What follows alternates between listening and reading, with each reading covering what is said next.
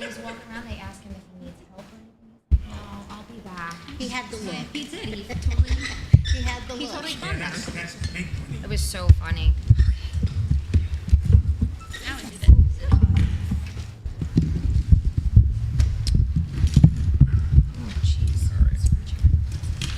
Good evening, Washington Township. I'd like to call this meeting of the Board of Education to order. A statement of meeting notice. Adequate notice of this meeting was given to the public 48 hours in advance of the date, setting forth the date, time, location, and type of meeting. Notice was sent to the Daily Record, the Observer Tribune, and the Washington Township Clerk, and was posted on the district website at www.wtschools.org. All please stand for the Pledge of Allegiance.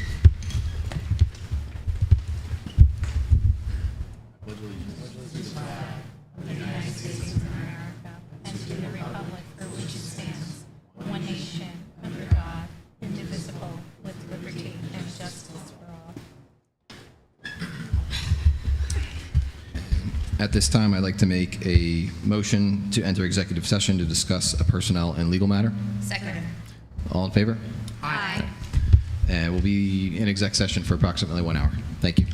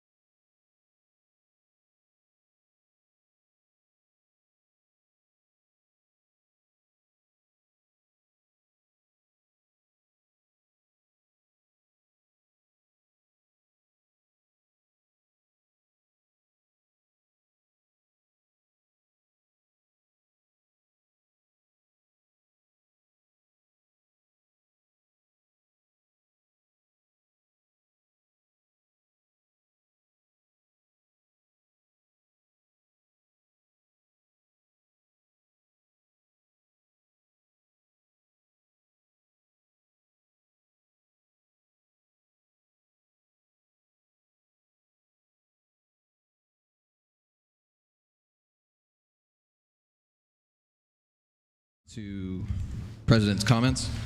Good evening, Washington Township. I wanted to take this moment to address the correspondence that was distributed to our school staff and community by our interim superintendent, Mrs. Kopax, on Monday, August 5th.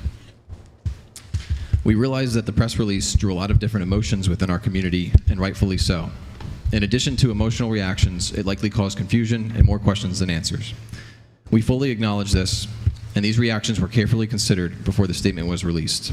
However, we felt that all these were far better than the alternative, which could have been not being proactive and upfront with the community, letting the news spread organically and rumors swirl, questioning if the district even knew, if this individual was still on campus, etc. I wanted to assure everyone that not updating the community was not a consideration, even if information appeared lacking. We really went right to the line in what is permitted to be said and strived to be as honest and as transparent with the community as possible, for better or for worse. For those seeking additional information on this issue, please understand that this is not only a personnel issue, but an ongoing investigation into criminal charges. The information that was distributed in the interim superintendent's correspondence to the community is all we are able to discuss at this point in time. I did want to thank Mary Beth for her continued efforts and dedication to our community on this issue. The Board of Education is taking this matter very seriously, and above all else, the priority is the health and safety of our students and staff. And on another note, I wanted to provide a brief update on the superintendent search. Our consultant is starting preliminary interviews this week and providing the board with input reports, which will identify high-level strengths, alignments with feedback from our community input session and survey results, common themes, etc. From there, the board as a whole will get all of this data around month end, where we will then discuss together and begin the formal interview process shortly thereafter. And from that, I'd like to turn it over to the superintendent. Thanks. Good evening, everyone. First, let me begin by thanking the school community and the public for your understanding as we work through the recent events we've been facing. As I noted in my letter, and to reiterate what the President said, it is a personnel issue, and legally we're not allowed to discuss personnel issues publicly, and it's also part of that ongoing legal process. We're not permitted to share any additional facts at this time. But I do assure you that as soon as we're able to legally share information with you, we will do so. In the meantime, I want you to know that the administrative team and I have been planning ways that we can support our students and staff. We're arranging for counseling and varied supports once school opens on August 26th. Our mental health providers will be back in the district and will be available. We'll also be tapping into our school counselors and external therapists who have expertise to help us process emotions and provide services for any trauma that anyone may be experiencing. I also wanted to share that we've hired a fully certified and trained classroom teacher who is on the agenda this evening for approval, and that person will be contracted for the entire school year. If you have additional questions and concerns, please do not hesitate to reach out to me directly. And on a side note, I want to thank a community member, one of our parents, Christine Donnelly, who is a licensed therapist. She acted very quickly and offered a free session for families, staff, and community members on how to keep our children safe. Last night, over 40 people were there virtually and took advantage of Ms. Donnelly's expertise. So again, I want to thank her. Next, this evening, we'll be presenting access scores to you. Access is the assessment tool that's used to determine proficiency levels in listening, speaking, reading, and writing, as well as evidence of growth for our students who are English language learners. The New Jersey Department of Education requires that we present the assessment results to the Board of Education and the public within 60 days of our receiving the results. And I'm pleased this evening to introduce Mrs. Debbie Russo, our Director of Curriculum and Instruction, who will be presenting the data to us.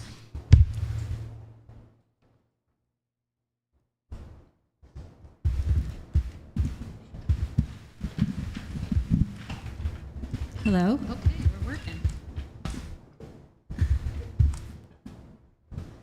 Thank you for providing the time and space to share these results with you and to talk a little bit about our great multi-language learners. So as Mary Beth said, we are required through not only the state of New Jersey, but also our federal government to test our language proficiency of our MLs. They just changed the title this past year to multi-language learners instead of just English language learners, because the emphasis is to keep that home language as well as learn English. So I have to get used to saying that as well. So the federal government as well as the state requires us to have a test to test that English proficiency.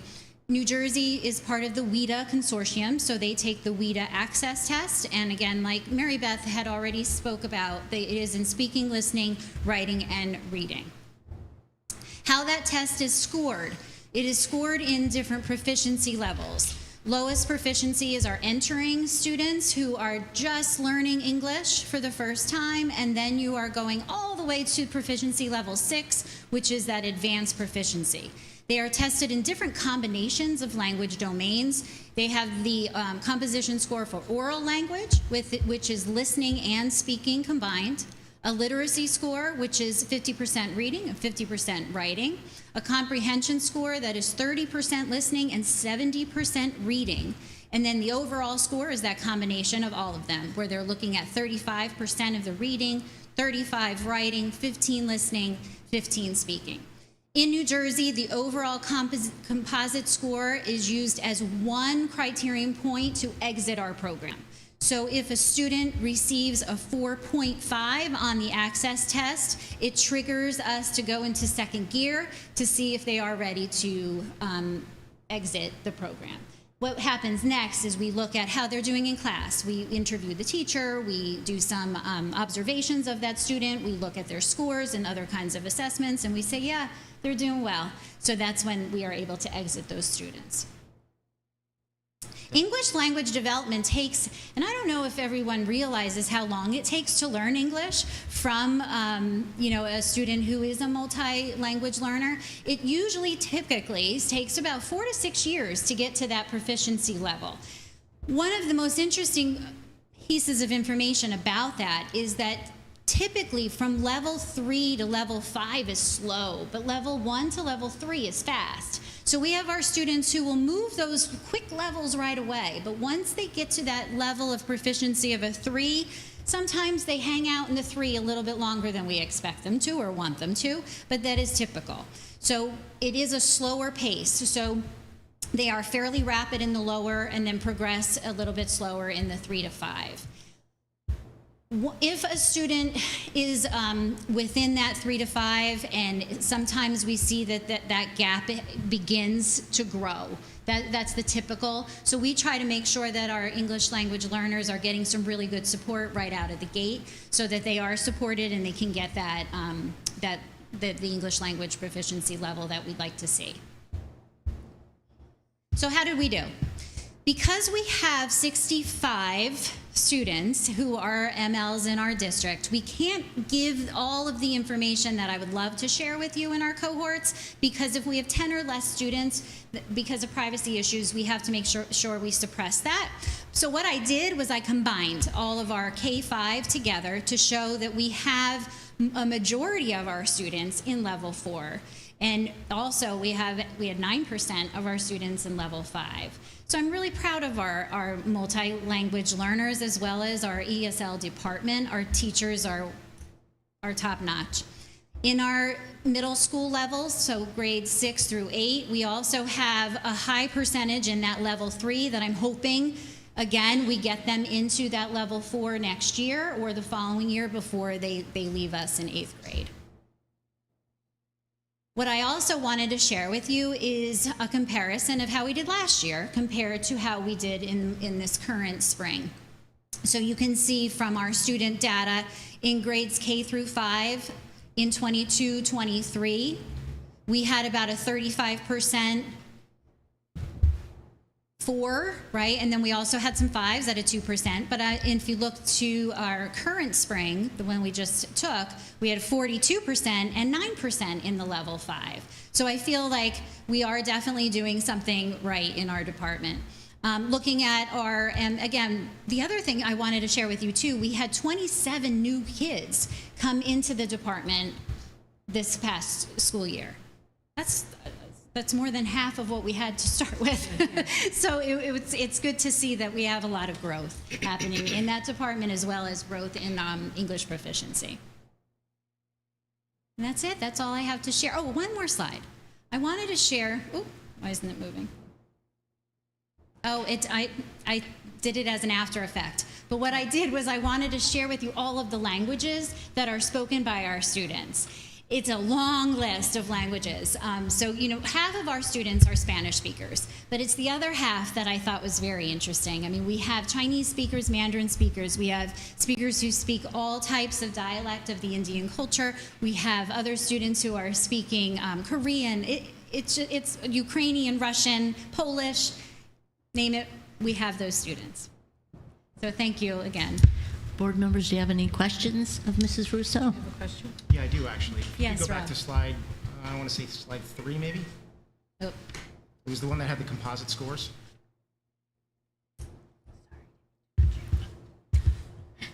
I pressed something I shouldn't have pressed. Help is coming. Okay. One more back. Further back. Going, one more. Yeah, that one. Yes. So you said in addition to proficiency level and scale scores, is the proficiency level based off of the scale score or the composite score, or is that something completely different? The composite score is almost like an average of all of those scores together. So they'll look at different domains and then put each of those domains together to get the composite score. Okay, so the composite is based on those 4 sub-bullets: oral language, literacy, comprehension, and overall. Yes. So how do you determine the proficiency level? It's an average, right? So what they do is they'll take each of those domains, and luckily it comes to us in a nicely printed report, and each of those domains then become that overall score, which is then that composite score of the 4.5, hopefully. Yeah, yeah.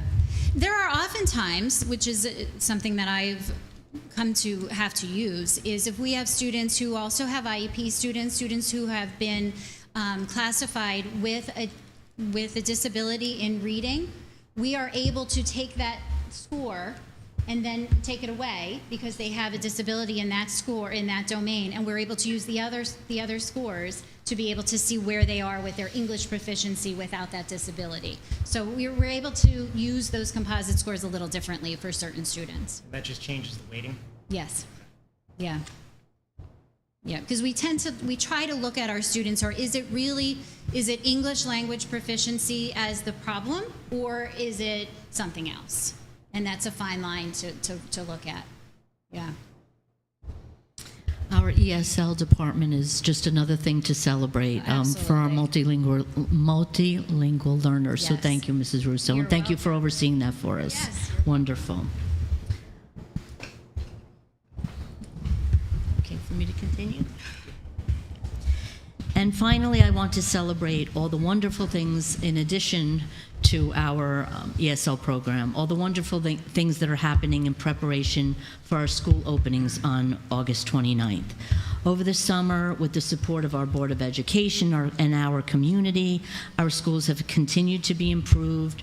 The work has included roofing repairs, installation of new windows, and paving at select parking lots, and I'm sure that'll be discussed a little further at one of the presentations from our committee members. Some construction may continue into the fall and will be done after school hours, but I'm pleased to say that all schools should open as scheduled. Our maintenance and technology departments have done outstanding work to prepare our schools for opening. It's been no easy feat considering the extensive construction at some of our locations. My sincerest thanks go to those employees who are making our schools ready and welcoming for our students and staff. Just to name a few, our business administrator, Katie DeRiso. Where are you, Katie? Thank you. Our head of building and grounds, John Mazzucco, all of their teams, and all of the technology teams. Over the next 2 weeks, we'll be holding our new staff orientation days as well as our teacher professional development days. I want to thank our principals, our assistant principals, Mrs. Russo, Dr. Scarpon, Mrs. Gately for organizing and planning for and running sessions throughout these days. I also want to compliment the board for working together to create wonderful board and district goals, which you'll see on the agenda this evening. These goals will help us to stay focused on what we want to achieve and what we need to do over the course of the next months and years in order to achieve those goals. And finally, I want to welcome back our staff and students. I hope all had a restful and rejuvenating summer. I know we have a few days left, so enjoy them. And as a district leader, there's no better feeling than the one that people get at the start of a new school year. Regardless of whether you're a student, a parent, or a staff member, we're all part of the W2S family. We share in the excitement and anticipation that comes with the start of a new school year. Thank you, and that concludes my superintendent's report. Thank you very much. Moving on to correspondence. This month we have correspondence from A. Janke, J. Goldstein, M. Edwards, and L. Mason. And committee reports. Do we have committee reports from Education? Yes. Education met on July 25th. In attendance, Cindy Ruggiero, Lindsay Sushi, Mary Beth Kopaz, and myself. We discussed on the technology, cell phone policy, technology use policy. There was a discussion of the current technology use and cell phone use policies. The Education Committee would like to see a more in-depth cell phone use policy. While moving to the school board's policies throughout the 24-25 school year, there was an agreement that would be a good time to focus on those specific policies to make certain that they say exactly what the board wants them to say. Planning for family presentation. Mary Beth and members of the leadership team will meet in August to begin to plan for a community event. When staff members return, teachers will be invited to the planning sessions. The suggested title for the event is Developing the Whole Child, and the hope is to hold the event on Thursday, October 3rd, from 7 to 8:30. As part of the presentation, we would like to include Dr. Scarpin's research and also have presentations by Mrs. Kopaz, Miss Gately, and Ms. Russo, followed by a community Q&A. SEL schedule. It was requested that we look closely at the SEL schedule and lessons that are happening at Long Valley Middle School. Theme of the week, pause, and in the elementary schools. It is recommended that changes be made. Mrs. Ruggiero discussed specific concerns that are being voiced by families and students. Mary Beth will gather information from the leadership team and will make recommendations based on the data gathered. The new math program, K-5, Eureka Math Squared. Mary Beth shared how we are supporting staff in fostering the successful implementation of the new K-5 math program.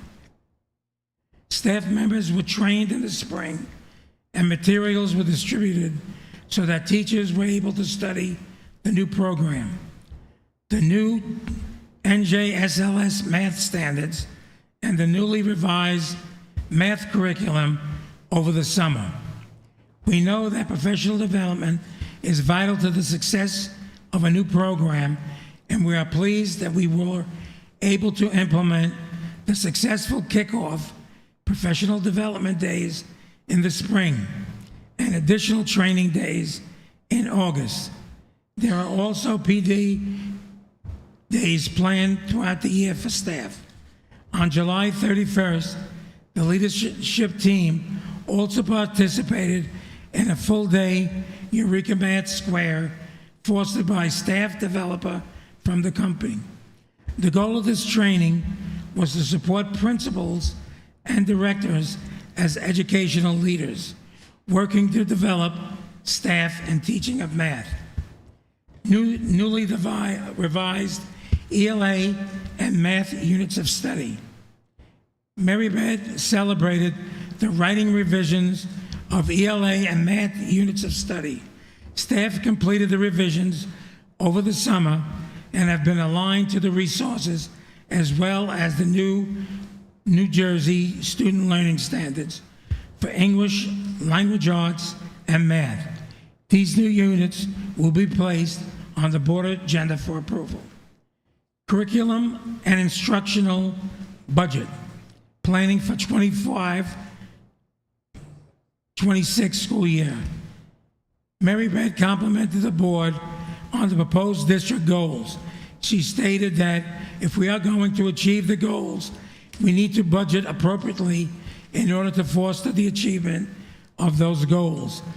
As an example, she gave specific ideas for early intervention goals, such as additional staffing, that is kindergarten aides, purchasing a new core reading program, and a new core word study program. This would not need to be done all at once, but instead should be part of a long-range 3 to 5 year curriculum budgeting plan. This discussion also needs to be had with the Finance Committee. The end. Thank you, Carmen. Moving on to Finance and Facilities Committee. Finance and Facilities Committee met August 12th. In attendance were Jess, Lindsay, John, Mary Beth, Katie, Stephanie, and myself. First, the committee reviewed referendum projects that were highlighted by Mary Beth. The Flocktown Cosman roofing and windows have the majority of work done, with some items such as roof coping and window blinds scheduled to be completed on second shift and weekends so as not to disrupt education of the students. Paving projects at Old Farmers Road School and Cuccinella continue to move forward, with progress being made even as recently as this afternoon at Old Farmers Road School with the installation of the base layer on the top loop and middle section, and at Cuccinella with the compaction of the base aggregate in the bus lot. Bidding for next year's generator project opened on the 23rd of July and is item number 12 on tonight's agenda for approval. We went out for bids so early because there is an estimated 52-week lead time for the equipment needed. The committee continued to discuss potential safety improvements for the district. Then we reviewed the X-Aid actuals for the 23-24 school year, which came in at $720,862, less than what we got last year, but still well above our conservatively budgeted figure, so that's good news. The committee discussed the upcoming annual audit in September. Next, we reviewed the changes to the shared service agreement with the town, which includes replacing the LVMS baseball field with the newly renovated Flocktown Cosman baseball field on the maintenance schedule. And I'll take this opportunity to congratulate Liam Rafter on a job well done with his Eagle Scout project renovating that field. Finally, the committee discussed the long-range facilities plan. An initial project list has been generated by Katie and our district facilities manager, Mr. John Mazuka. That list will be expanded with the results of a walkthrough with our architect throughout the district, and the projects will be prioritized using the same weighted selection matrix used for the referendum projects. And that concludes my report. Thank you. And moving on to public comment on agenda items. If anyone has public comment on agenda items, please approach the microphone, state your name, address, and you'll have 3 minutes to provide any comment. All right, moving on to approval of minutes. Can I get a motion to approve the July 9th meeting minutes? So moved. All in favor? Aye. And is there any abstentions? All right, moving on to education. Can I have somebody move education? Yeah, education, would like to move items 1 through 4 on the agenda. Second. I'm sorry. Any discussion? Roll call? Mrs. DeSico? Yes. Mrs. Ryan? Yes. Mr. Capagross? Yes. Mrs. Succi? Yes. Mr. Waskis? Yes. Mrs. Vieira? Yes. Mr. Oldmixon? Yes. And can I have somebody move finance? Finance would like to make a motion to accept with gratitude the following contribution: $636.32 from Shutterfly LLC to be used at the Old Farmers Road School for educational programs. Second. And second? Second. Roll call? Mrs. DeSico? Yes. Mrs. Ryan? Yes. Mr. Capagross? Yes. Mrs. Succi? Yes. Mr. Waskis? Yes. Mrs. Vieira? Yes. Mr. Oldmixon? Yes. Finance would like to move items number 6 through 17 on tonight's agenda. Second. Any discussion? Roll call. Mrs. DeSico? Yes. Mrs. Ryan? Yes. Mr. Capagrosso? Yes. Mrs. Succi? Yes. Mr. Waskis? Yes. Mrs. Vieira? Yes. Mr. Old Mixon? Yes. And can I have somebody please move personnel? Personnel would like to move items 18 through 34 on the agenda. And do we have a second? Second. Second. Any discussion? Roll call. Mrs. DeSico? Yes. Mrs. Ryan? Yes. Mr. Capagrosso? Yes. Mrs. Succi? Yes. Mr. Waskis? Yes. Mrs. Vieira? Yes. Mr. Old Mixon? Yes.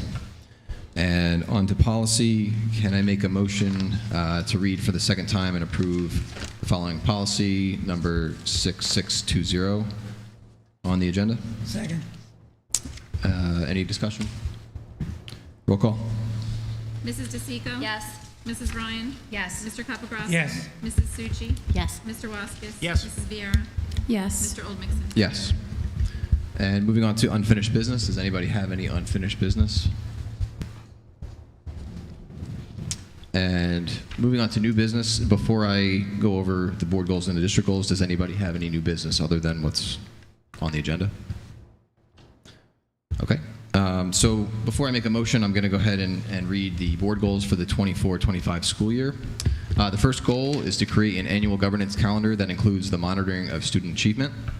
The second is to review and approve the newly developed policy manual within 1 calendar year of receipt of the manual from NJSBA. The third goal, in 2025, the Washington Township Board of Education will hold 2 board retreats in February to acclimate new members, and in June to identify goals for the upcoming school year. And the fourth board goal, the Washington Township Board of Education will attend professional development individually and as a board team, earning at least 4 board credits to maintain its NJSBA certification status. Additionally, each board member will attend at least 1 school event with monthly board presence at events at each school. Can I get a motion to adopt the board goals for the 24-25 school year? So moved. Any discussion? Roll call. Mrs. DeSico? Yes. Mrs. Ryan? Yes. Mr. Capagrosso? Yes. Mrs. Succi? Yes. Mr. Waskis? Yes. Mrs. Vieira? Yes. Mr. Old Mixon? Yes. Moving on to agenda item number 37. Before I read the motion, I will go over the goals, the district goals for the 24-25 school year. The first goal, the goal area is student growth and achievement, which is curriculum, instruction, and assessment. From fall 2022 until spring 2025, Washington Township Schools will populate and maintain our linked data warehousing platform with data generated from optimized universal screening protocols to target instructional resources within our district-wide MTSS, multi-tiered systems of support, with a focus on early childhood development, and will expand co-teaching models based on a stakeholder analysis evaluating current student needs and staff skill sets. Second district goal, the goal area is professional development. Washington Township Schools will provide teachers and staff expanded job-embedded professional development and support connected to student access. The third goal, the goal area is communication and public relations. During the 24-25 school year, Washington Township Schools will develop a formal district-wide communication plan to inform and engage our parents and school community. And lastly, goal number 4, the goal area is facilities, finance, investment, and security. From fall 2022 to spring 2025, Washington Township Schools will strategically allocate resources to adjust for projected state aid reductions to support the district goals while building financial reserves, provide for new security initiatives and investments, and use referendum funds for investments in our schools that are driven by the design of the curriculum. And just to note, some of these you'll see that the year is 2022. That's because they are multi-year goals that we are continuing. So if I can have a motion to approve agenda item 37, the district goals for the 24-25 school year. So moved. Any discussion? Roll call. Mrs. DeSico? Yes. Mrs. Ryan? Yes. Mr. Capagrosso? Yes. Mrs. Succi? Yes. Mr. Waskis? Yes. Mrs. Vieira? Yes. Mr. Old Mixon? Yes. Moving on to public comment. Again, if anybody has a public comment, please approach the microphone, state your name and address, and you'll have 3 minutes.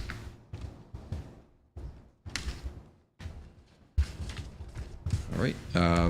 Lastly, district distinctions. I wanted to take a moment to make mention of an after-school program within our community. That is the CARE program, which is hosted by the Long Valley Junior Women's Club. The CARE program is an after-school enrichment program developed to be an affordable and more convenient option to programs offered through private businesses, as well as to service as a fundraiser for the Long Valley Junior Women's Club and our community. The program has offerings for children pre-K through 8th grade and at 3 of our elementary schools, and the program works with each of school's principals to determine the locations and scheduling. The CARE program is currently looking to hire instructors, and if you would like more information, please send an email to longvalleycare@gmail.com or visit lvjuniors.org and find the CARE program drop-down. And lastly, it's hard to believe that this is our last board meeting prior to the start of the 24-25 school year, and we want to wish everyone a happy end of summer and hope everyone has a great start to the new school year.